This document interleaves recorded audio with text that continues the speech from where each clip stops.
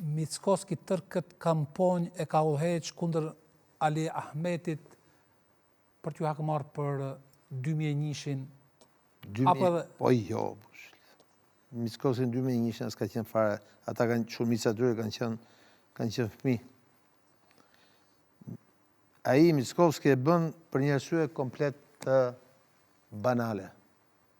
Duke qenë kryetari i VMRO-s, duke qenë kryeministër, në një vit nuk ka rekorde ekonomike çfarë i thot njerëzve të tij. Dhe duke qenë që ai jeton, është një njerëz që jeton me sondazhe, e sheh që kampanja e bazuar tek sondazhet është një kampanjë e cila e rrit partinë e tij. Dhe ndërkohë ka të garantuar që sado mirë dalin shqiptarët për çfarë me njëri tjetrin do jepnin këtë rezultat. Sepse i kam lexuar dhe unë sondazhet para zgjedhjeve. Sondazhet ishin gjitha kështu. VMRO-ja forcë e parë, shumë përpara Partitë Shqiptare të Ndara.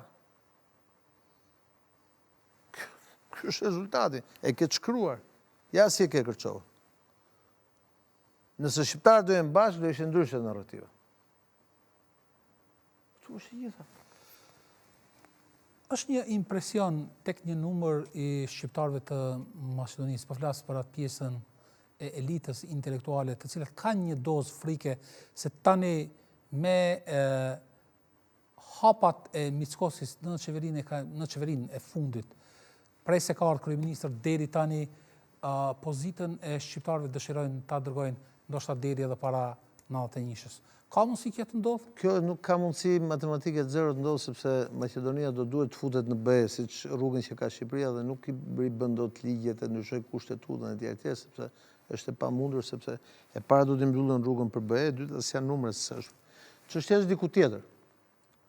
Çështja është që në strategjinë e Mickoskit është që ai merret vesh me LSDM për shumë gjëra, edhe këta me njëri tjetrin do hajnë si qenë me njëri tjetrin.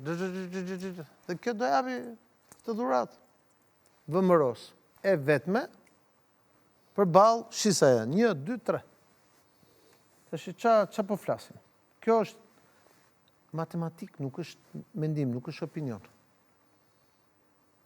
Partitë shqiptare nuk e kanë luksin në Maqedoni që të jenë të ndara. Dhe duhet të jenë një narrativ dhe një format tjetër. Dhe kujt i takon? Po ta them pra kanë qenë kryetar dhe nënkryetari i BDI-s, ti mban mend shumë mirë. Po. Tani këtë tjetër e ka kushëri. Ta nuk flasin mes veti më zotin. Prandaj ka ardhur ky rezultat. Dhe nëse ne kërkojmë përgjegjësinë e këtij rezultati të Maqedonisë, tregon që kemi humbur kontrollin në raport me realitetin. Se erdhëm këtu, u qa partia, se për çfarë sulmonin njëri tjetrin këta? Ty të kujtohet kur filloi lufta. Për korrupsion e sulmonin njëri tjetrin.